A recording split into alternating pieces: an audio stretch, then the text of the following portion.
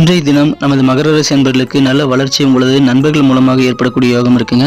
இன்றைய தினம் உங்களது திட்டங்கள் எல்லாத்தையுமே நீங்க பிளான் பண்ணி இன்னைக்கே கச்சிதமா முடிச்சிருங்க. நாளைக்கு வரைக்கும் தள்ளிப்பட வேண்டாம். நாளை தினம் சந்திராஷ்டமம் ஆரம்பிக்குதுங்க.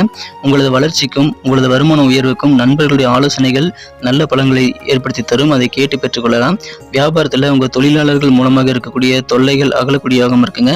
அலுவலக பணிகளில் உங்களுடைய உடல் சோர்வு நீங்கி புத்துணர்வு பிறக்கக்கூடிய யோகம் இருக்கிறது.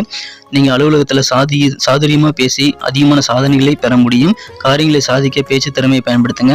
குடும்ப வாழ்க்கையில் ஓய்வு நேரத்தை உங்கள் குடும்பத்துடன் செலவழிப்பது உங்களுக்கு நிம்மதியை உருவாக்கி தரும்.